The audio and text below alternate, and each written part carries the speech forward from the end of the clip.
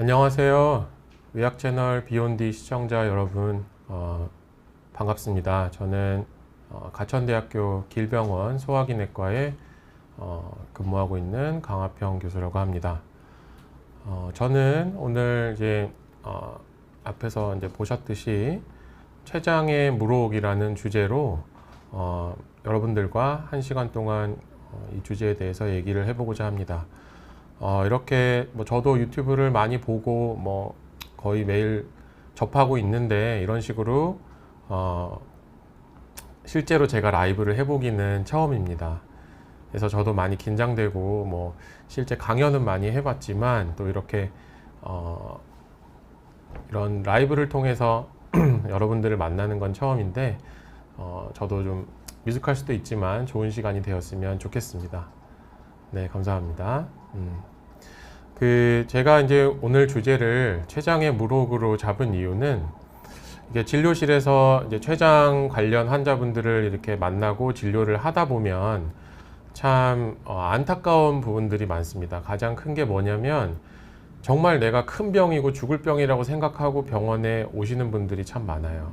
그런데 실제 사실은 그렇지 않은 경우가 많아서 이런 기회를 통해서 좀 너무 걱정을 하시고 지레 겁먹고 오시는 분들이 좀 적어졌으면 하는 마음에서 이 주제를 좀 준비를 해봤습니다.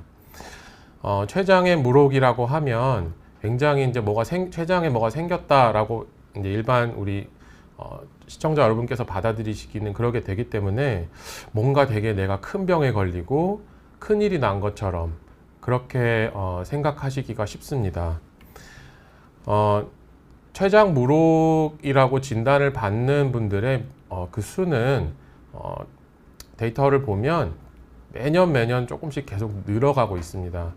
왼쪽에 보이는 도표는 이제 미국에서 시행된 연구에서 제가 논문에서 따온 건데 2005년부터 2014년까지 10년간 쭉 이렇게 도표를 보면 지속적으로 이렇게 우상향하는 모양을 보이죠. 그래서 이렇게 췌장 물혹 환자들이 점점 진단을 받는 수가 늘어나고 있는데 실제로 진료실에서 봐도 그 수가 계속 늘어나는 것 같아요. 물론 이제 이게 실제로 췌장 물혹 환자들이 뭔가의 이유로 막 많아지는 거냐 예전에 비해서 그렇게 생각하면 나이가 많아지고 당뇨병 같은 이런 췌장과 연관된 만성 질환들이 늘어나면서 췌장 물혹이 점점 늘어날 수도 있겠다는 생각은 듭니다. 하지만 단순히 이런 것뿐만 아니라 예전에 비해서 MRI나 CT나 혹은 다른 검사들에서 영상의 그 해상도와 기술이 더 좋아지고 또 예전에 20년 전, 30년 전에 비해서 건강검진이라는 게 막 보편화가 되다 보니까 아무런 증상이 없이도 영상 검사를 하시는 분들이 많아지세요. 그러면 아무 증상이 없이 물혹이 있는 경우에도 발견되는 비율이 많아져서 이렇게 진단이 많아지는 것도 큰 부분을 차지할 걸로 생각을 하고 있습니다. 어쨌든 아무 증상도 없고 그냥 내가 건강검진을 받아서 초음파를 했건 CT를 찍었건 검사를 했는데 결과를 들으러 갔더니 이제 담당하시는 의사 선생님이 췌장에 물혹이 있는 것 같습니다. 이렇게 얘기를 들으면 일반 이제 우리 시청자 여러분들 입장에서는 췌장에 뭐가 생겼다고요? 그리고 이게 물혹이라고 말씀을 들으셨는데 물자는 잘 안 들리고 뭔가 혹이 생겼다라고 들으면 갑자기 이제 딱 췌장암하고 연관이 바로 지어지시면서 이제 나 이제 췌장암은 워낙에 유명하죠. 요즘 뉴스도 많이 나오고 특히 이제 사회적으로 잘 알려진 저명 인사들이나 연예인 분들이 또 췌장암으로 돌아가신 분들이 많이 있기 때문에 췌장암이 안 좋다는 사실은 일반인들에서 인식이 많이 이제 보편화되어 있는 것 같습니다. 그래서 내가 큰일 난 거다. 나는 이제 큰일 난 병에 걸렸다. 이렇게 생각하시기가 쉽습니다. 그래서 진료실에 이렇게 췌장 물혹에 대한 소견서를 가지고 오시면 이제 대부분은 막 되게 죽을 상을 하고 오세요. 환자분들이. 그래서 어젯밤에 이것 때문에 일주일 동안 어젯밤도 물론이고 일주일 동안 내가 잠을 한숨도 못 잤다. 나 췌장암인 것 같아서 너무너무 걱정된다. 막 살도 빠진다. 밥도 못 먹는다. 이런 얘기들을 많이 하고 오시는데 그런 얘기를 들을 때마다 제가 참 안타깝습니다. 진료실에서 오셔서 주로 물어보시는 것들이 걱정이 돼서 잠을 한숨도 못 잤다. 이거 췌장암이냐? 혹은 곧 암 되는 거냐? 이거 뭐 나쁘다는 것 같은데 그냥 수술해서 다 떼버리면 안 되냐? 혹은 이제 더 기본적으로는 췌장이 어디 달려 있는 뭐 하는 장기냐, 무슨 일 하는 거냐, 이런 식으로 질문을 많이 주시고 궁금해 하시는 점들이 많은 것 같습니다. 진료실에서 상세히 다 하나하나 설명을 해드리고 싶은데 또 이게 그런 병원에 가보시면 알겠지만 그러기가 또 어렵잖아요. 그래서 오늘 이 시간에는 췌장의 물혹에 대해서 환자분들이 많이 궁금해 하시는 부분을 제가 좀 정리를 해서 답변하는 식으로 이렇게 흔히 하시는 질문에 대해서 제가 준비를 해서 답을 쭉 해드리고, 이후에 이제 또 추가적으로 궁금하신 부분에 대해서는 채팅창에 올려주시면 제가 이후에 모아서 차례차례 답변을 드리겠습니다. 먼저 췌장이 뭐 하는 장기인지에 대해서는 이제 간단히 말씀드리면, 췌장의 위치는 이제 우리 몸의 명치하고 배꼽 사이에 요 상복부라고 하는 부분에 위치를 하게 되고, 여기 이제 그 피부, 뭐 쉽게 말해서 피부 아래쪽에 바로 뒤에는 위가 있고요. 췌장은 그 위 뒤쪽에 위치하고 있습니다. 그러니까 몸의 되게 깊은 쪽에 위치를 하고 있죠.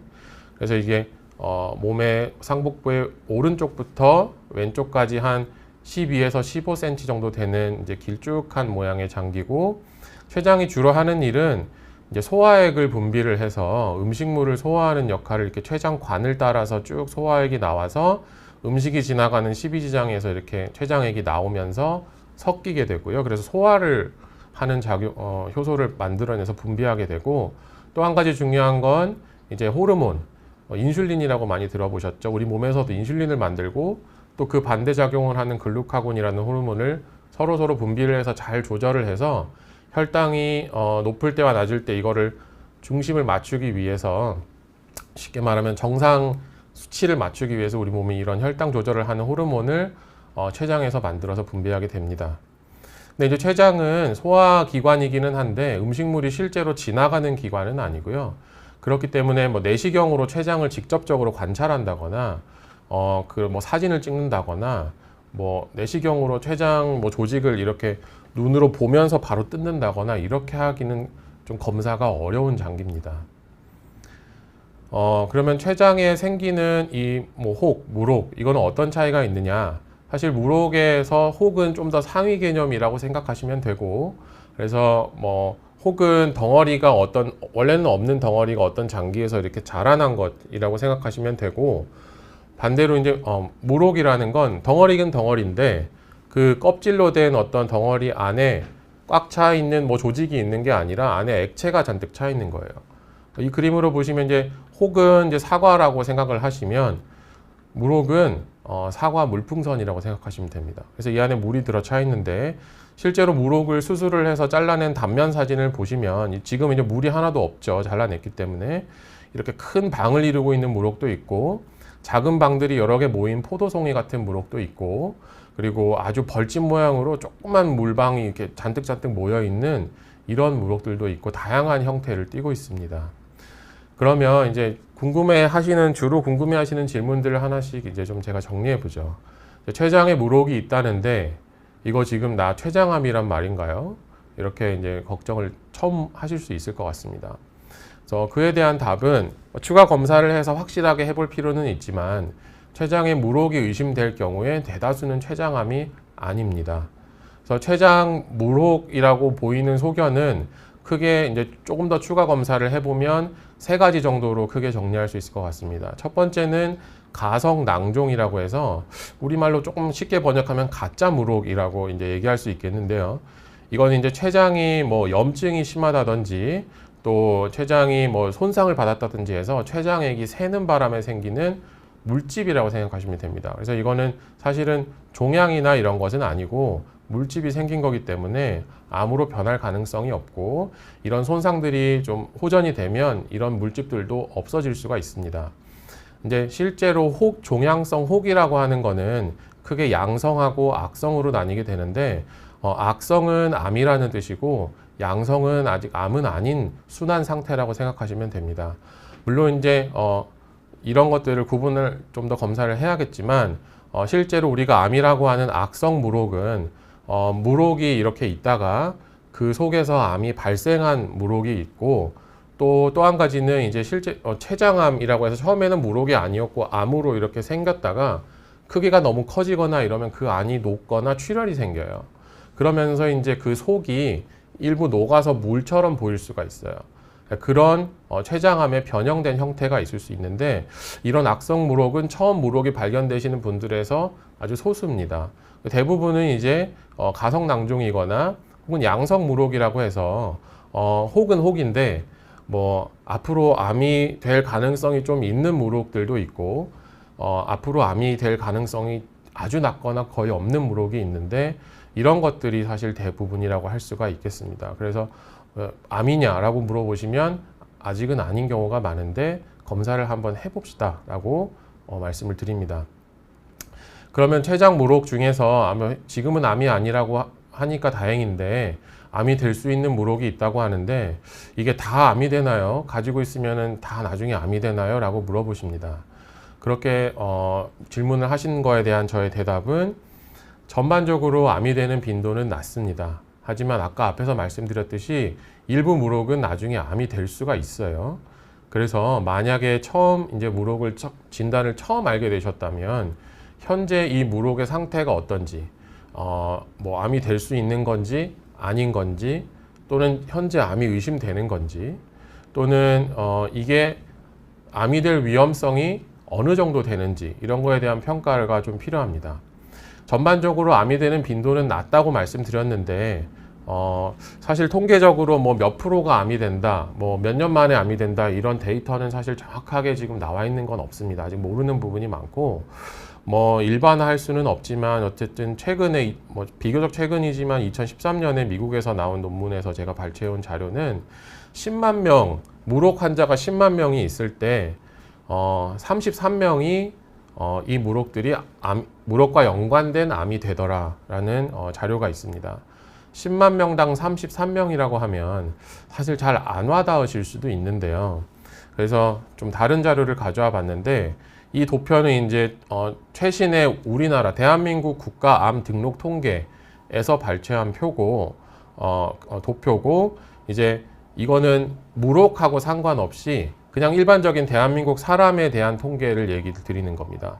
그래서 암이 10대 암 성별로 어떤 암이 가장 많이 발생했고, 그 암이 10만 명당 몇 명 정도가 발생했느냐를 통계로 보여주는 건데요. 보시면 위, 폐, 대장 이런 것들이 10만 명당 77명, 76명, 65명 남자에서, 여자에서는 10만 명당 유방암이 91명, 갑상선암 85명, 뭐 이런 식의 수치가 나옵니다.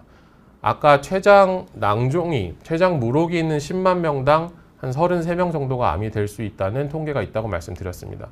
미국 자료라 대한민국 수치에 그대로 적용시키긴 어렵지만 33명이라고 하는 숫자를 이렇게 빨간 줄을 그어보면, 실제로 이제 뭐 확률이라고 얘기할 수는 없지만 조금 이해를 돕기 위해서 확률이라고 한다면, 내가 췌장 물혹이 있는데 이 물혹이 췌장암이 될 확률이 그냥 내가 대한민국 사람으로서 췌장 물혹과 상관없이 위암이나 폐암이나 대장암이 생길 확률이 더 높다고 생각하시면 됩니다. 그렇게 되면 내가 물혹이 있어서 이 물혹이 췌장암으로 바뀔 거를 걱정하는 것보다, 내가 그냥 대한민국 사람으로서 이 유전자를 가지고 태어나서 살면서 위나 폐나 대장암, 유방암이 생길 거가 조금 더 걱정을 하셔야 된다는 얘기입니다. 그렇기 때문에 이제 그만큼 흔한 상황은 아니다라는 걸 말씀드리고 싶었고요. 하지만 이런 위암, 대장암이나 유방암 같은 경우는 조기에 발견할 수 있는 건강 검진에서 많이 시행을 받으시죠. 그래서 조기에 암을 발견할 수 있는 좋은 검사 방법들이 있습니다만, 췌장 같은 경우는 그런 검사 방법이 없기 때문에 정기적으로, 가능성은 낮지만 정기적인 이 물혹에 대한 체크는 꼭 필요하다라고 강조를 드리고 싶습니다. 그래서 양성 종양성 물혹이라는 그 큰 이제 종류가, 그 속에 암으로 변할 수 있는 물혹도 있고 암과는 상관이 없는 물혹도 있을 수 있다고 말씀드렸습니다.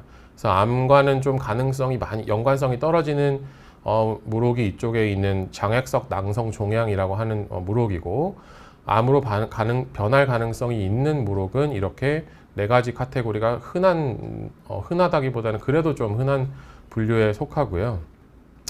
눈여겨보실 거는 이제 뭐 여기서 점액이라는 말이 여기에 많이 있고, 이쪽에는 장액이라고 하는 말이 있는데, 이게 무슨 뜻이냐면, 물혹이 안에 물이 들어있잖아요. 근데 이제 그 물에 어떤 그런 성질이 우리가 콧물처럼 끈적끈적한 액체를 점액이라고 하고 물, 그냥 일반 마시는 물처럼 미끈미끈한 액체를 장액이라고 합니다. 그래서 이 안에 들어있는 물의 성질이 끈적끈적한 거냐 미끈미끈한 거냐에 따라서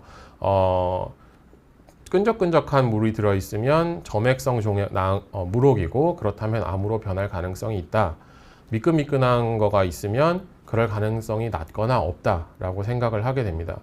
그래서 이런 어떤 물혹의 종류는 사실 솔직히 말씀드리면 다양한 뭐 MRI나 CT나 영상검사 또는 물을 실제로 뽑아봐서 검사를 해도 100% 정확하게 맞추기는 어렵습니다. 죄송한 말씀 좀 진단 그런 퍼센트 정확도가 그렇게 높지는 않아요. 그래서 저희가 여러 가지 영상 검사를 통한 소견이나 환자분의 그 나이나 성별이나 이런 것들로 이제 흔하게 발생하는 것들을 저희가 추론해서 가장 가능성이 높은 것들을 선정을 하게 됩니다. 그래서 이제 물혹이 있다. 이게 안 좋다, 안 좋을 수도 있다. 가능성은 낮지만 안 좋을 수도 있다는 것까지는 아셨을 겁니다. 근데 일부라도 이게 췌장암이 될 위험성이 있다면 가능성이 낮더라도 그냥 이거 다 잘라버리면 안 되나요? 수술해버리면 안 되나요? 저는 이거 가지고 살기가 너무 불안합니다. 이렇게 얘기를 하시는 분들이 있습니다. 잘 아시는 이제 대장 내시경 검사를 통해서 많이 받아보셨죠? 그러면 이제 대장 용종을 몇 개 뗐다 이런 얘기를 들어보신 경우가 많이 있을 겁니다. 대장 내시경을 정기적으로 해서 대장 용종을 보이는 대로 저희가 소화기내과에서 뜯어내는 이유는 모든 대장 용종을 눈에 보이는 것들을 내시경으로 제거를 하면 이 대장 용종은 나중에 대장암이 뭐 5년, 10년 뒤에 뭐 몇 년을 기간을 거쳐서 대장암이 될 수 있다는 사실이 잘 알려져 있기 때문에 이걸 다 떼면 대장암 예방에 효과적이라는 사실이 이미 입증이 되어 있고 그렇기 때문에 이렇게 검진해서 열심히 대장 용종을 제거를 하고 있습니다. 하지만 췌장의 물혹은 대장 용종처럼 뭐 나중에 암이 될 수도 있고 그 기간이 오래 걸린다까지 그런 거는 알고는 있는데 이 모든 췌장 물혹을 그러면 다 제거를 할 수가 없어요. 말씀드렸듯이 내시경으로 직접 여기를 볼 수 있는 부분도 아니고 췌장은 굉장히 이제 작은 장기이기 때문에 이걸 다 떼다가 췌장암이 남아나지가 않습니다. 췌장이 남아나지가 않습니다. 죄송합니다. 그래서 저희가 이런 췌장 물혹에 대해서는 접근을 하는 게 대장 용종하고는 달라서 췌장 물혹에 대해서는 암이 될 위험도가 높은 물혹을 잘 이제 관찰해서 보다가 얘가 좀 뭔가 처음에는 괜찮았는데 뭐가 상황이 변해서 암이 될 위험도가 좀 높아지면 더 심해지고 손을 쓸 수 없게 되기 전에 수술을 한다. 수술로 잘라낸다. 이런 전략으로 접근을 하고 있습니다. 그래서 췌장에 대해서는 뭐 저는 직접 수술을 하는 외과 의사는 아닙니다만 이제 췌장 자체가 아까 말씀드렸듯이 몸에 되게 깊은 곳에 있고 쉽게 수술을 할 수 있는 장기가 아니라서 말씀드렸듯이 췌장암의 위험성이 좀 높아 보일 때, 암으로 변할 위험성이 높아 보일 때만 수술을 고려를 하게 됩니다. 그래서 물혹이 췌장의 머리 쪽이라고 해서 절반을 나눴을 때 약간 오른쪽에 치우치는 경우에는 이렇게 췌장과 십이지장을 혹은 위까지 포함해서 같이 절제하는 최십이지장 절제술을 하게 되고 췌장 물혹이 몸의 왼편에 있을 경우에 몸통 꼬리라고 하는데 췌장의 몸통 꼬리 쪽에 있는 경우에는 이제 췌장의 이쪽 뒤쪽 부분 췌장만 떼어내는 원위부 췌장 절제 수술을 통해서 이런 췌장 물혹을 위험도가 높은 췌장 물혹을 치료를 하게 됩니다. 그래서 이미 췌장 물혹이 있을 때 이미 처음부터 암이 동반되어 있을 걸로 추정이 되는 경우 그리고 향후에 암이 될 위험도가 높다고 평가되는 경우 그리고 이제 암이 될 위험성은 그렇게 높지 않아 보이더라도 사이즈가 크거나 그래서 이 물혹이 이제 뭐 위를 누르거나 이래서 복통을 유발하거나 담도를 눌러서 뭐 황달이나 이런 거를 유발하게 된다면 이런 경우에도 수술을 고려할 수는 있습니다. 췌장의 물혹의 상태를 평가하기 위해서 그래서 여러 가지 검사를 할 수 있다고 말씀드렸는데 대부분 이게 발견돼서 오시는 거는 검진 초음파를 하시거나 속이 좀 안 좋고 소화가 안 돼서 CT를 찍었더니 나오거나 이렇게 해서 오시는 분들이 많습니다. 국제적인 여러 학회에서 이제 진료 지침을 제시하고 있는 것들을 보면 췌장 물혹의 진단에 있어서는 처음으로 고려할 것을 이제 MRI를 권장을 하고 있습니다. 그래서 이제 MRI를 이제 CT가 진행이 돼도 MRI를 찍는 경우도 있고, 뭐 초음파를 가지고 오셨을 때 처음부터 MRI를 찍는 경우도 있습니다. 하지만 이게 이제 모두가 다 일괄적으로 다 MRI를 찍어야 되는 것은 아니고, 이제 뭐 CT가 있는데 사이즈가 매우 작고 크게 위험해 보이지 않는 경우에 바로 추가 검사를 하기보다는 뭐 몇 개월 뒤에 다시 다른 검사 방법을 사용해서 이제 추적 관찰을 하기도 합니다. MRI 같은 경우는 사실 예전에는 보험이 전혀 적용이 안 됐기 때문에 췌장 무록이 의심이 돼도 MRI를 선뜻 하자고 말씀드리기가 좀 어려웠어요. 굉장히 비싸잖아요. 근데 이제 2019년 하반기부터 이런 췌장 무록에 대해서도 처음 진단과 그리고 향후 추적 관찰에 있어서 뭐 제한은 좀 있습니다만 MRI가 이제 급여 보험 적용이 되게 되면서 이제 이런 부분들이 조금 더 많이 우리나라에서도 활성화가 되고 있는 것 같습니다. 이제 이런 MRI나 CT에서 조금 위험도가 있어 보이거나 좀 걱정이 되는 소견들이 보일 경우에는 내시경 초음파라는 검사를 할 수 있는데, 이건 수면 내시경처럼 이렇게 진정약을 투여하고 주무시고 있는 상태에서 위내시경 하듯이 입으로 내시경을 넣으면 그 내시경 끝에 초음파 기계가 달려 있어서 위 뒤에 췌장이 있다 그랬죠. 그래서 위 안에서 혹은 십이지장 안에서 췌장을 이렇게 초음파로 관찰을 하고 무록의 안쪽을 조금 더 고해상도로 볼 수가 있고, 무록 안쪽에 다른 뭐 자라고 있는 것이 있는지 이런 것들을 볼 수가 있겠고요. 또 한 가지는 이렇게 침을 찔러서 무록 안에 침을 찔러 넣어 가지고 무록 안에 들어있는 물을 뽑아서 검사를 할 수도 있습니다. 그래서 이렇게 무록이 아까 끈적끈적한지 아닌지가 중요하다고 말씀드렸는데, 이렇게 손으로 이렇게 해가지고 끈적끈적한 정도를 알아볼 수도 있고, 이렇게 세포 둥둥 떠다니는 세포를 검사해서 악성 세포가 혹시 떠다니는 게 있는지 확인해 볼 수도 있고, 또 이제 실험실 검사를 해볼 수도 있습니다. 그래서 당장 수술할 필요가 없다는 것까지는 알았습니다. 근데 이거 얼마나 자주 검사해야 되나요? 혹은 언제까지 검사해야 되나요? 이렇게 물어보실 수가 있겠습니다. 이거는 이제 무록과 췌장의 현재 상태, 그리고 검사를 이렇게 쭉 해오시면서 검사 기간 중 변화가 있느냐 없느냐에 따라서 좀 결정을 하게 됩니다. 특히 이제 개수나 크기를 물어보시는 분이 많은데, 크기는 좀 중요합니다. 개수는 아직까지 그 중요성이 뭐 그렇게 밝혀진 것은 없는데요. 크기는 중요하고, 그래서 크기가 한 2, 3cm 이상으로 좀 크거나, 저희가 유의소견이라고 의사들이 이제 알고 있는 리스트가 있습니다. 뭐 췌장관이 늘어나 있다든지, 뭐 췌장 무록 안에서 뭐가 자라고 있다든지, 그런 유의소견이 있는 경우에는 검사를 한 3에서 6개월 간격으로 시작을 해보게 됩니다. 그래서 검사는 MRI라든지 CT라든지 내시경 초음파를 그 환자분의 상태에 따라서 이제 담당 의사 선생님이 결정을 하시게 될 거고, 한 2cm 미만으로 크기가 작고, 그리고 뭐 유의소견이 전혀 없이 정말 순해 보이는 무록은 뭐 6개월에서 1년 간격으로 일단 검사를 시작해 볼 수 있겠고, 중요한 거는 이제 이렇게 검사를 쭉 간격대로 해오면서 1, 2년간 크게 변화가 없고 항상 그 자리 그대로 그 크기 그대로 있다면 검사 간격을 조금 더 늘려볼 수는 있습니다. 이거는 이제 여러 가지 이제 진료 지침을 제가 좀 굉장히 단순화시켜서 보여드린 거고, 개별적인 환자분 몸 상태라든지 무록의 상태에 따라 달라질 수 있기 때문에 반드시 전문가와 상의해서 치료 간격을 결정하시는 것이 좋겠습니다. 추적 관찰을 하는 이유는 아까 말씀드렸듯이 심한 췌장암으로 가기 전에 조금 위험한 것 같은 그 시점이 올 때 빨리 췌장을 절제하는 수술을 해버리기 위함입니다. 그렇기 때문에 이 추적 관찰을 언제까지 해야 되냐, 뭐 5년 이상 아무 변화가 없는데 계속 봐야 되냐 이렇게 물어보시는데요. 사실은 이거에 대해서는 뚜렷하게 정해진 바가 없고, 뭐 여러 진료 지침에서는 사실은 평생 추적 관찰을 하실 거를 권유를 드리고 있고, 그게 평생이 언제까지냐면 내가 만약에 이 췌장 무록에 문제가 생겼을 때 이 췌장을 잘라내는 수술을 할 수 있는 몸 상태가 유지되는 한 이거를 이제 추적 관찰을 하라고 말하고 있습니다.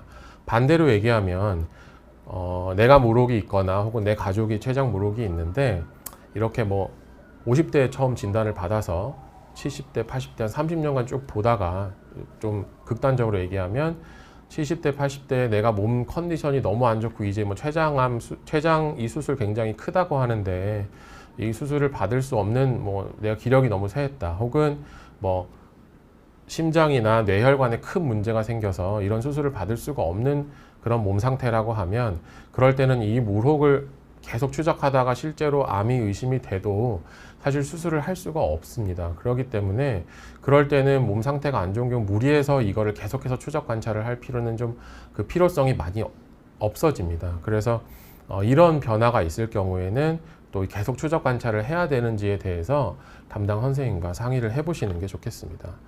이제 1년 혹은 6개월 혹은 뭐 2년까지도 이제 검사 기간이 쭉 길게 되게 되는데, 제가 이제 환자분들한테 집에 가시기 전에 마지막으로 설명드리는 내용이 이제 이럴 때는 좀 빨리 땡겨서 병원 오십시오라고 하는 게 있어요.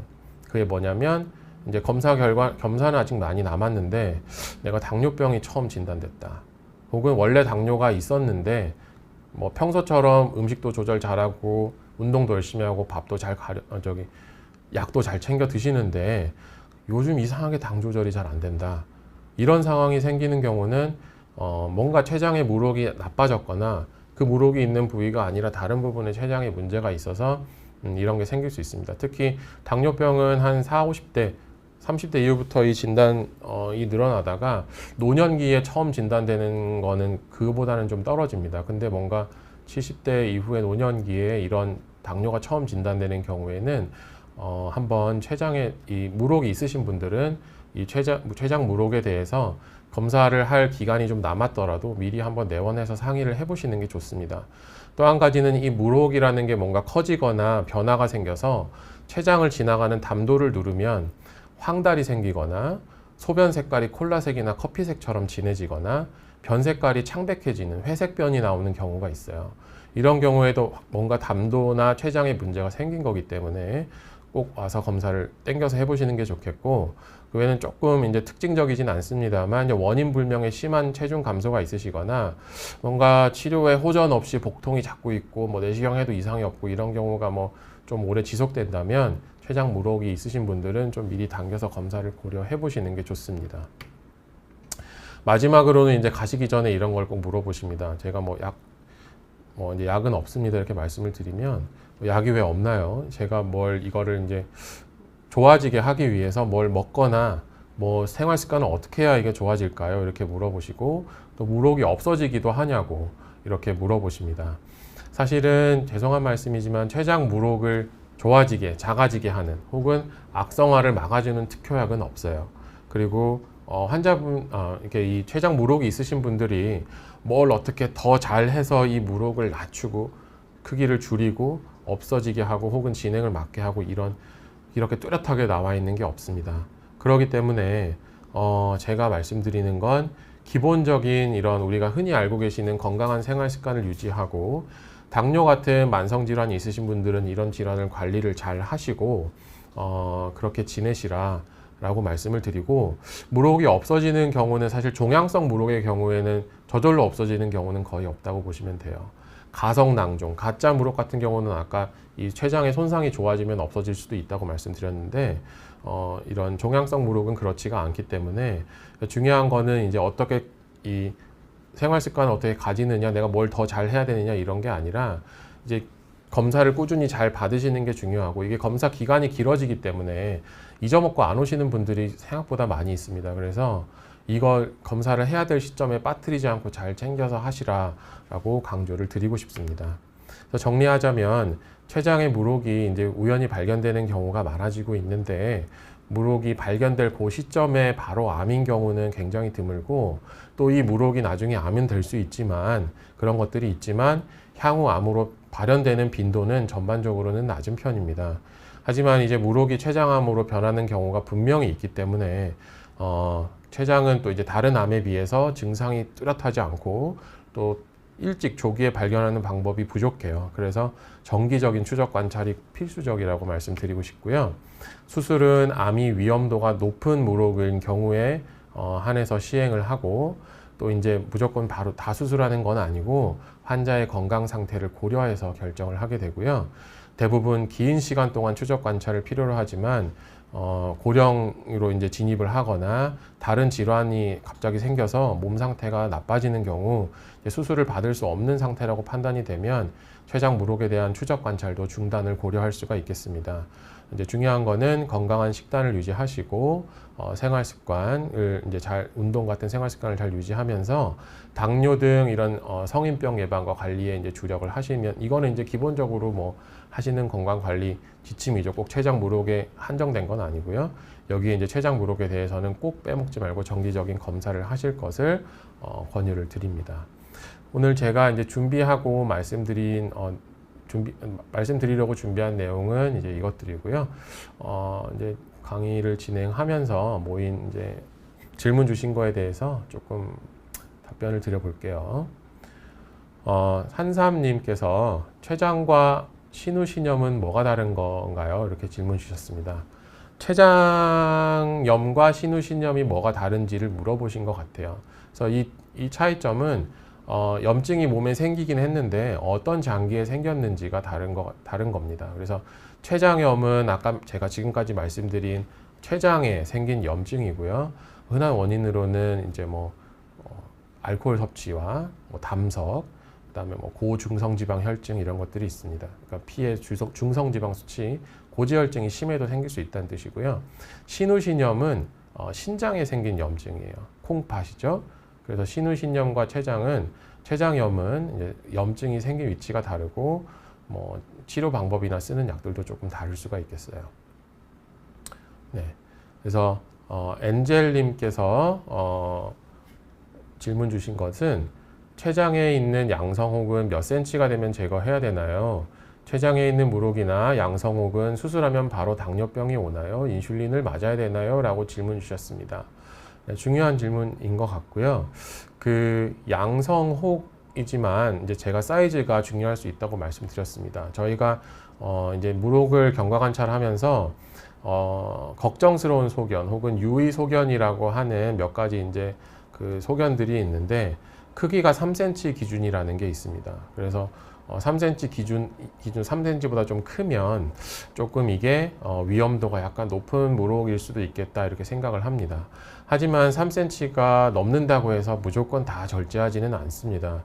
3cm 이상의 무록이라고 하더라도 실제로 이게 암이 되지 않는 무록들도 있고, 또 암이 될 수 있는 무록이 3cm 이상이라고 하더라도 바로 한두 달 내에 암이 되거나 이런 게 아니라 적게는 5년, 많게는 10년 이상도 경과할 수 있기 때문에 크기만 가지고 수술 여부를 평가하지는 않고요.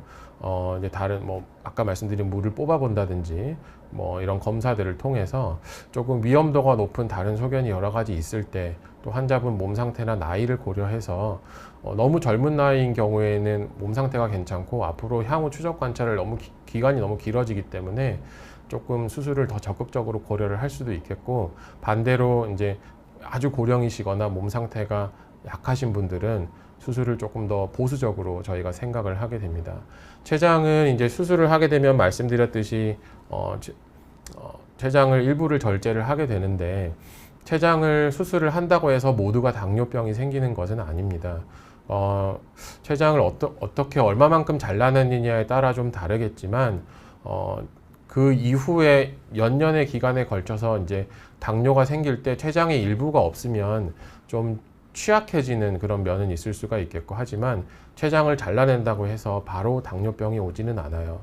하지만 단 한 가지 이제 당뇨가 분명히 생기는 경우가 있는데, 췌장 무록이 아까 말씀드린 췌장의 구조에서 췌장관에 생기는 무록이 있어요. 췌장에 이제 주된 가장 긴 관에 생기는 무록이 있는데, 이 주된 관에 무록이 생기면 나중에 암이 될 위험성이 굉장히 높기 때문에 이 췌장 관에 생긴 무록은 바로 수술을 권유를 드리고요. 이 관이 어디까지 침범되느냐에 따라서 운이 나쁜 경우는 췌장 전체를 다 절제해야 되는 경우가 있을 수가 있습니다.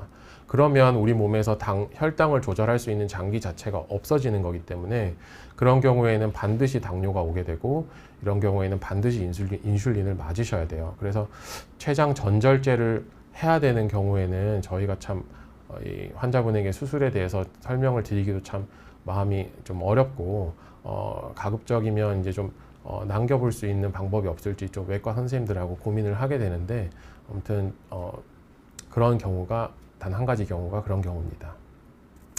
산삼님께서 또 질문 주셨는데, 대학병원에서 갑상선 조직 검사를 2번 했는데 병명이 잘 안 나오신다고 잘 모르겠다고 다시 검사해야 하나요? 라고 질문 주셨습니다. 네, 감사합니다. 갑상선은 이제 뭐 제가 전문으로 보는 분야가 아니라 정확하게 뭐 말씀드리기가 좀 어려울 것 같습니다. 갑상선 조직 검사를 해서 뭐 정확하게 모르는 경우는 뭐 여러 가지 경우가 있을 수 있겠고, 사실 제가 여기서 뭐 설명을 자세히 드리기는 좀 어렵습니다. 그래서 이거는 이제 검사하신 병원에서 조금 더 상의를 해보시는 게 좋을 것 같습니다. 이 작가님께서 수술은 전신 마취로 하나요? 라고 물어보셨습니다. 췌장 수술은 전신 마취를 합니다. 췌장 수술은 전신 마취를 하고, 이제 그 외과 선생님께서 하시는 얘기를 들어보면 췌장 수술은 이제 크다 그랬죠. 그래서 굉장히 큰 수술이 될 수 있고, 췌장 수술은 기본적으로 수술 시간만 한 대여섯 시간 이상 걸리고, 뭐 마취를 시작하고 회복하는 시간 이상 다 포함하면 뭐 10시간, 11시간 이상. 그래서 아침에 들어가서 오후 늦게 나오는 그런 수술이에요. 그래서 전신 마취를 하게 되고, 수술 이후에 이 회복하는 기간도, 병원에 입원해 있는 기간도 대략 3주에서 한 달까지도 걸릴 수도 있는 큰 수술입니다. 다음 질문 넘어가면 체크님께서 두 가지 질문을 주셨어요. 첫 번째는 정기적인 무록 체크를 하면 어떤 검사를 받아야 하나요? 라고 질문 주셨습니다. 네, 정기적인 체크는 일단은 그 무록의 사이즈라든지 이런 거에 따라 좀 달라질 수는 있겠지만, 일단 진료 지침들에서는 MRI 시행하는 것을 일단 많이 권장을 하고 있습니다. 하지만 이제 MRI가 시행이 어렵거나 시행할 수 없는 경우에는 CT도 좋은 검사가 될 수 있고, 또 이제 그 무록의 상태가 조금 위험성이 약간 있어 보이는 경우에는 추적 관찰을 하는 검사 중간중간에 내시경 초음파 검사도 시행해 볼 수가 있습니다. 그래서 MRI 같은 경우는 사실 저희가 보험 기준에 대해서 좀 생각을 하지 않을 수가 없고요. 그래서 MRI 보험 기준이 또 이렇게 무록의 크기나 암 위험도에 대해서 이게 국가에서 정해놓은 부분이 있기 때문에 그 부분에 대해서 이제 MRI를 보험 기준이 되는 대로 시행을 하고, 만약에 그 사이에 추가적인 검사가 뭐 예를 들면 MRI가 처음에는 2년 정도는 1년에 한 번씩 보험이 되고, 그 이후에 10년간은 2년에 한 번씩 보험이 되는 경우가 있습니다. 그런 경우에는 근데 봤을 때 한 이분은 한 6개월에 한 번씩 검사를 해야 될 것 같다고 하면 CT와 MRI를 번갈아 가면서 할 수가 있고요. 사실은 이제 CT 같은 경우가 예전부터 이제 시간도 짧고 비용도 MRI에 비해서 좀 싸기 때문에 많이 이제 검사에 이용이 됐는데, 사실 뭐 10년, 20년 추적을 해야 된다고 생각하면 정기적으로 계속 방사선을 쬐는 검사를 하기가 좀 부담스러우실 수도 있고, CT는 또 조영제를 쓰기 때문에 신장 기능이 좋지 않거나 알레르기가 있으신 분들은 좀 어려운 경우가 있습니다. 그래서 이런 몸의 상태라든지 이런 거를 보고 MRI, CT, 내시경 초음파 같은 검사들을 번갈아 가면서 시행해 볼 수가 있겠습니다. 점액성인지 알려면 바늘로 뽑나요? 라고 말씀 주셨는데, 영상 소견만으로도 점액성 무록을 좀 의심할 수 있는 그런 소견들이 있어요. 하지만 이제 영상 소견으로 100% 감별하기는 어렵고, 정확도가 한 뭐 적게 나온 연구에서는 40%, 좀 많이 나온 연구에서는 한 80% 정도 됩니다. 그래서 조금 더 정확히 알려면 말씀하셨듯이 내시경 초음파를 통해서 무록의 바늘을 찔러가지고 물을 뽑아서 손으로 이렇게 보면, 또 이제 그 무록으로 피 검사를 하듯이 검사를 돌려보면 이제 이런 점액성 무록을 좀 점액성인지 미끈미끈한 장액성 무록인지 좀 알 수가 있습니다. 다음 질문으로 넘어가겠습니다. 이재리님께서 췌장염으로 ERCP 검사 후 췌장관 기형이 있다고 얘기를 들었는데, 이게 췌장염이나 췌장암 원인이 될 수 있나요? 라고 질문 주셨습니다. ERCP, 그 췌장담도 내시경을 말씀하시는 거고요. 이렇게 검사를 했을 때 췌장관이 정상적으로 생기지 않고 기형이 좀 있는 경우에 일단 이게 췌장염의 원인이 될 수 있습니다. 췌장염의 원인이 될 수 있고, 특히 이제 분할 췌장이라고 해서 췌장관이 이제 크게 보면은 큰 길이 있고 짧은 작은 길이 하나 더 있는데, 여기가 이렇게 정상적으로 이어져 있지 않고 나뉘어져 있으면 이게 이제 췌장염의 원인이 될 수가 있습니다. 그리고 이제 췌장 이런 기형이 췌장암하고 뚜렷하게 연관이 되어 있는 큰 소견은 없고요. 단지 이제 췌장관이 12지장으로 이제 열리기 전에 담관하고 합쳐지는데요. 그 담관과 췌장관이 합쳐지는 게 원래는 1cm 미만으로 되게 짧습니다.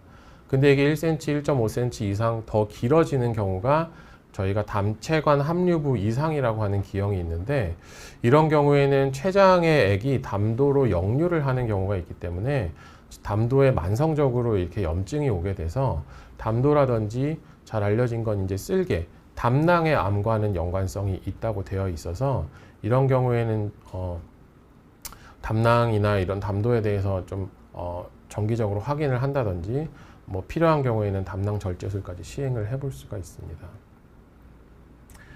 비건님께서 당뇨 전 단계 초기인데요. 공복 혈당이 70에서 105 정도 되시고 당화혈색소가 5.2, 췌장 기능 중 남은 인슐린 분비 능력을 측정하는 검사도 있나요? 아버지가 전 단계라서 저도 미리 조심하려고요.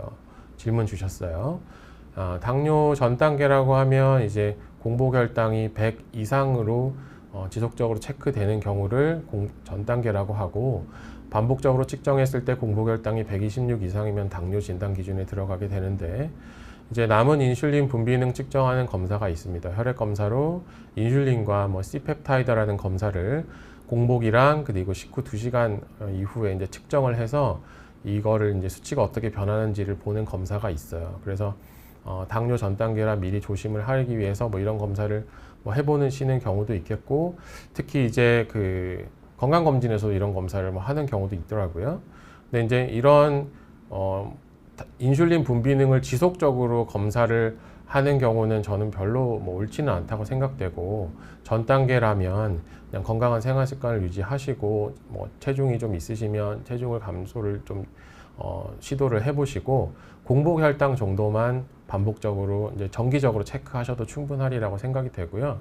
사실은 당뇨는 인슐린 분비능이 떨어져서 처음부터 다 생기는 게 아니라 인슐린에 대한 몸의 저항성이 높아지기 때문에 당뇨가 오고, 그러다가 이제 당뇨가 오래되면 서서히 췌장의 인슐린 분비능이 자체가 떨어지는 걸로 이제 질병이 그런 식으로 진행이 되기 때문에 인슐린 분비능을 반복적으로 측정할 필요는 없다고 생각합니다. 박봉선님께서 말씀 주셨는데요. 복부 초음파로는 췌장을 볼 수 없나요? 라고 말씀 주셨어요. 복부 초음파로 췌장을 볼 수 있습니다. 복부 초음파로 췌장을 볼 수 있는데, 왜 이 췌장 무록을 진단하고 추적할 때 있어서 복부 초음파를 말씀드리지 않냐면, 복부 초음파로는 췌장을 처음부터, 그러니까 이 맨 오른쪽에 있는 췌장 부위부터 맨 끝쪽에 있는 췌장까지 전체를 초음파로 관찰하기가 조금 어려운 경우가 많습니다. 왜냐하면 이 췌장의 앞에 위가 있고 위안에는 가스가 차 있고요. 또 췌장의 앞에 또 대장이 걸쳐져 있는 적도 있기 때문에 이런 가스가 초음파를 다 산란시켜 버려서 췌장이 잘 안 보이는 경우가 있어요. 또한 이제 좀 체중이 있으신 분들은 이제 피하 지방층이나 이런 것 때문에 초음파가 투과하기가 어려워져서 췌장이 몸의 깊은 곳에 있는데 관찰이 어려운 경우가 있습니다. 그래서 췌장 전체를 다 볼 수가 없어서 이제 복부 초음파로는 이제 검진으로 췌장을 일부 이렇게 쭉 다고 하는 목적은 있지만, 췌장을 보는 데 있어서는 복부 초음파로는 다 볼 수는 없는 경우가 많아서, 이런 경우에는 이제 몸의 췌장을 다 보여주는 CT나 MRI 검사를 말씀을 드리는 겁니다. 체크님께서 또 질문 주셨는데요. 초음파나 CA19-9 검사로도 췌장암을 알 수 있나요? 라고 말씀 주셨습니다. 이제 초음파 검사, 또 CA19-9라는 검사는 이제 건강검진 많이 하시면 무슨 암 표지자 이런 얘기 많이 들으셨을 거예요. 그런 거 해보신 적 있으실 것 같은데, 뭐 이게 검사 결과지에 보면 CA19-9 뭐 이런 것들이 쭉 써 있고, 뭐 옆에 되게 무섭게 췌장암, 담도암 이렇게 써 있어요. 그래서 이 CA19-9가 상승하면 뭐 췌장암, 담도암일 수도 있으니까 큰 병원 가보시라 뭐 이런 식으로 설명 듣고 오시는데, 사실 이것도 췌장 무록처럼 사실 저희 췌장 보는 의사들은 할 말이 많은 검사고, 사실 이게 올라간다고 해서 다 췌장암은 절대로 아닙니다. 물론 이제 초음파, 처음 질문부터 말씀드리면 초음파로 췌장암을 알 수도 있어요. 특히 이제 그 크기가 충분히 크거나 췌장의 앞쪽에 있는 경우에는 췌장암을 알 수도 있고, 초음파로 췌장암이 의심이 돼서 병원에 오시는 분도 많이 있습니다. 그래서 췌장암을 알 수는 있는데 아까 말씀드렸듯이 췌장 전체를 다 스캔하기가 어려운 경우가 많기 때문에 초음파로는 췌장을 봤을 때 다 괜찮다라고 얘기하기는 좀 어려운 점이 있고요. CA19- 검사도 췌장암 환자에서 이 수치가 올라갈 수 있습니다. 또 이게 췌장암 환자에서 치료에 대한 반응을 평가하거나 예후를 예측하는 데는 도움이 되는 수치예요. 하지만 이게 진단을 위한 검사는 아니에요. 그래서 이게 높아져 있다고 해서 췌장암이냐? 그렇지 않은 경우가 훨씬 많고요. 그렇기 때문에 뭐 어느 정도 높아져 있는 걸로는 사실은 큰 문제가 되지 않고, 하지만 이렇게 병원에 오시면 사실 좀 어쩔 수 없이 검사를 좀 해보게 되는 그런 면은 좀 있는 것 같습니다. 다음 질문으로 넘어갈게요. 드럼님께서요. 안녕하세요. 췌장의 무록은 아니지만 혹시 담낭절제술 받으면 췌장 관련 질환이 다른 사람보다 잘 생길까요? 얼마 전에 혈액 검사 받은 기록지 보니까 간 기능 검사는 정상인데 빌리루빈 수치가 2.6 정상 수치를 넘어갔어요. 아밀라제 리파제 수치인가는 또 정상이고요. 이렇게 얘기하셨는데요. 담낭절제술이 췌장 관련 질환을 더 담낭절제술을 받은 후에 췌장 관련 질환이 더 잘 생긴다는 그런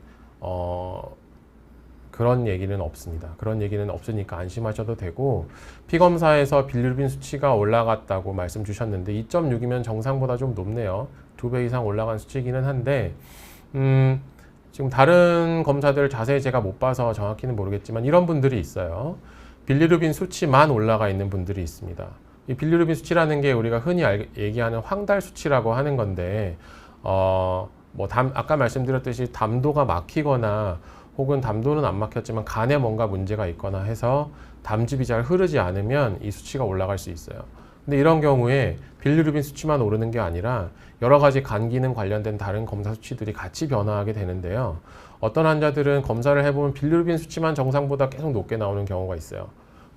근데 정상보다 많이 높지는 않고 한 1.2가 정상이라고 하면 한 2.5점, 3점 미만 거기서 왔다 갔다 하시는 분들이 있어요. 몇 년간. 그런 경우는 이 빌리루빈 수치를 이제 몸에서 이제 처리를 하게 되는데, 빌리루빈이라는 걸 그런 거를 이제 간에서 주로 하거든요. 근데 그런 기능 자체가 남들보다 조금 떨어져 계신 분들이 있습니다. 선천적으로. 그런 경우에는 우리가 이제 일반인 대상으로 정상 수치라는 걸 임의로 정해 놓은 건데 그 수치보다 좀 항상 높게 유지되는 분들이 있어요. 이게 이제 유전자, 돌연변이나 이런 거랑 관련이 있는 건데 실제로 그런 분들은 건강에는 아무 지장이 없어요. 그냥 수치만 맨날 높습니다. 그래서 그런 경우일 수도 있으니까 이제 다른 수치들을 이제 포함해서 췌장 담도에 대한 전문가 선생님하고 상의를 좀 해보시는 게 좋을 것 같습니다. 마지막 질문 답변이 될 것 같고요. 비건님께서 또 질문 주셨습니다. 인슐린 분비능 한 번 정도 검사하면 앞으로 단 거 얼마나 먹어도 되는지 예상되나요? 제가 다른 질환 때문에 식사 생활, 운동 관리 다 어느 정도 유지하는데 당 중독일 정도로 디저트를 너무너무 좋아하신다고 굉장히 슬픈 질문을 주셨어요. 참 이 단 거에 대한 이런 이 갈망은 참 어려운 것 같아요. 그래서 얼마나 먹어도 되는지 이런 거는 사실은 인슐린 분비능 때문에 뭔가 이렇게 인슐린 분비능 검사로 인해서 내가 당 얼마나 먹어도 되는지 이런 것들을 알 수는 없습니다. 근데 이제 사실은 이제 이런 당뇨병을 예방을 하시기 위해서는 아까 제가 지금 잘 기억이 안 나는데 아까 아버지도 당뇨병이었나 정단계였나 이렇게 얘기하셨죠. 그래서 가족력 중에 당뇨병 가족력이 있으면 향후에 나도 당뇨병이 생길 위험도가 그렇지 않은 분들보다는 많이 높아요. 그래서 당 중독이고 디저트를 너무 좋아하시면 일단은 관리를 잘 하시면 이런 것들을 이제 드시는 데 있어서 조금 더 이제 도움이 될 거예요. 그래서 좀 안타까운 말이지만 조금 줄여보실 수 있으면 더 좋겠지만 이런 식사 생활 운동 관리에서 그거를 어느 정도 이제 좀 보완을 하려면 근육 운동을 좀 많이 하세요. 그러면 근육이 많아지면 이 당을 저장할 수 있는 창고가 많아지는 겁니다. 그래서 그렇게 근육 운동을 많이 해서 근육량을 좀 젊을 때 키워놓는 게 나이가 들어서도 이제 그걸로 이제 다 벌어먹고 사는 거라고 말씀드리거든요. 그래서 그런 식으로 좀 생활 습관을 조절해 보시고 식습관도 조절하시면 좋겠고요. 조금 시간이 더 있어서 질문들 몇 개 더 답변 드릴게요. 체크님께서 1년에 한 번씩 피 검사하는데 아밀라제가 95, 87 나오는데 위험한가요? 글로불린은 4.1, LDH는 298 나오는데 대학병원 가야 하나요? 말씀 주셨습니다. 아밀라제가 그 피 검사하신 기관에서 정상 수치가 어느 정도 나왔는지 조금 확인해 봐야겠지만 보통 95나 87이면 100 미만이면 저희가 정상 수치 범위로 보통은 생각을 하거든요. 그래서 이런다면 위험하다고 얘기할 만한 그런 건덕지는 없는 것 같고요. 글로불린, LDH 이런 수치도 사실은 이게 올라간다고 해서 특별하게 딱 뭔가 어떤 질환을 시사하기보다는 다른 검사들과 좀 맞물려서 생각을 해야 되는 거가 있기 때문에 이 수치만 가지고 꼭 대학병원을 가야 된다고 말씀드릴 수는 없겠고, 정 걱정되시면 이 수치를 가지고 좀 일단 1차 병원에서 한번 내과 전문의 선생님하고 상의를 해보시고 결정을 하시는 게 좋을 것 같습니다. 이창숙님께서요, MRI 때 수면으로 할 수 있나요? 공황장애가 있어서요. 답변 주세요. 이렇게 질문 주셨어요. MRI가 사실은 또 이제 아까 비용 문제 때문에 조금 시행하는데 조금 저희가 고민이 많다 말씀드렸는데, 그래도 또 한 가지 문제가 뭐냐면 MRI가 시간이 되게 오래 걸려요. CT에 비해서. 대략 30분에서 길면은 1시간 이상까지도 걸리는 검사입니다. 그리고 CT는 요즘 기계가 좋아져서 뭔가 통 안에 들어가서 찍는 건 똑같은데, CT는 이제 그 통이 되게 짧고 얇아요. 근데 MRI는 쭉 좁은 통로 안에 쭉 머리부터 발끝까지 들어갑니다. 그래서 이 폐소공포증이 있는 분들이 MRI 찍다가 그 시간을 다 못 채우고 못 찍겠다고 하시는 분들이 있어요. 말씀하신 그런 이창숙님 같은 그런 케이스도 이제 그런 것 때문에 많이 불안하셔서 MRI 찍기가 어렵다고 하시는 분들이 있습니다. 그런 경우에 이제 수면, 이 내시경 할 때 하는 진정 약물을 써서 검사를 하는 경우도 있기는 있습니다. 근데 이거는 이제 좀 병원마다 그런 어떤 정책이라든지 그런 게 좀 다를 수 있어서 그냥 이제 통원으로 외래에 오셔서 검사하고 그날 집에 가실 때 수면으로 하는 거가 조금 어려운 상황이 있을 수도 있고요. 그런 경우에는 입원해서 수면 검사를 하는 경우도 있을 수가 있겠습니다. 디르사님께서 CA19-9가 159가 나왔어요. CT 찍었는데 겁나서요. 아무것도 안 보인다 그래요. 너무 불안하네요, 선생님. 이렇게 말씀 주셨어요. 159면 저희가 보통 이제 이 정상 상한선을 한 37, 38 정도로 보는데 159면은 그래도 정상보다 좀 많이 나왔죠. 근데 이제 CT 찍었는데 아무것도 안 나오고 그래서 너무 불안하다. 사실은 이 CA19-9 상승이 환자분도 불안하고 약간 저희 의사들도 좀 불안해요. 사실은 이 췌장, 특히 무록도 그렇고 이 췌장을 다루는 데 있어서 어쨌든 간에 항상 그 끝단에는 췌장암하고 딱 맞닿아 있기 때문에 환자분들이 췌장암에 대한 걱정이 많으시고, 저희도 사실 괜찮을 거라고 생각을 하고 괜찮은데 정말 그런 이 췌장을 다루는 의사들은 정말 괜찮을 거라고 생각했는데 나중에 생각지도 못한 상황을 겪는 경우가 한두 번씩은 있습니다. 그렇기 때문에 그게 머릿속에 남아서 저희도 이제 저희 스스로 불안을 컨트롤하는 것도 좀 어렵습니다. 하지만 이제 그렇기 때문에 이제 이런 검사가 있을 때 일단 저는 이제 환자분의 불안을 최대한 좀 해결해 드리고 싶은 마음이 있어 갖고요. 그래서 CT를 찍어 볼 수도 있고, 또 이제 CA19-9가 올라가는 경우는 아까 말씀드렸듯이 췌장암 때문에 올라가는 경우는 상대적으로 오히려 드물고, 원인을 모르는 경우도 많고, 무슨 대장이나 위에 뭐가 있다든지, 폐질환 때문에도 올라갈 수도 있고, 담도에 염증이 있어도 올라갈 수 있고, 아주 드물게는 갑상선 질환 때문에 올라갈 수 있다는 보고도 있어요. 그래서 159가 나왔다고 해서 다 췌장암은 아니고, 특히 CT에서 아무것도 없으면 일단 좀 1차적으로는 안심을 하셔도 될 것 같고요. 이제 앞으로 향후에 이게 어떻게 변하느냐가 또 중요하겠죠. 췌장 무록처럼. 그래서 만약에 뭔가 암이 있어서 이게 올라가 있다면, 암이라는 거는 이제 기본적인 성질은 가만히 놔두면 계속 어딘가로 퍼지려고 하고 거기서도 계속 자라려고 해요. 그러면 이 수치는 계속 올라가는 게 일단 기본적인 상황이 되겠습니다. 그러면 몇 개월씩 이렇게 검사를 해봤을 때 계속 상승을 할 거라고 예상을 할 수 있어요. 하지만 이거를 한 달 뒤, 3개월 뒤, 6개월 뒤 이렇게 처음에 검사를 해봤을 때 거의 변화가 없거나 계속 떨어지는 추세라면 조금 안심하셔도 됩니다. 그래서 불안한 부분 저도 충분히 이해하고요. 그래서 담당하신 선생님하고 잘 상의하셔서 추가 검사에 대한 권유를 받으시고 그거대로 이제 잘 진행을 하시면 될 것 같습니다. 네, 그러면 네. 인천에 사시는 체크님, 뭐 췌장이나 담도에 문제가 있으시면 언제든지 진료 받으러 오시면 되겠습니다. 네, 그러면 오늘 이제 시간이 돼서 저의 시간은 여기서 마무리 짓고자 하고요. 아까 말씀드렸듯이 이제 환자분의 불안 그리고 의사 스스로의 불안도 이제 많이 불안을 다루는 그런 분야라고 생각을 해요. 저희 이 췌장 분야가. 그렇지만 이제 최선을 다해서 환자분을 보고 또 이 불안을 해소해 드리려고 항상 노력하고 있습니다. 그래서 저희 췌장을 보는 의사 모두가 마찬가지입니다. 그래서 어디에 계시건 어느 선생님께 진료를 받건 이제 서로 많이 얘기하시면서 이 췌장 물혹에 대해서 또 다른 췌장 질환에 대해서 관리를 잘 받으실 수 있으면 좋겠습니다. 감사합니다.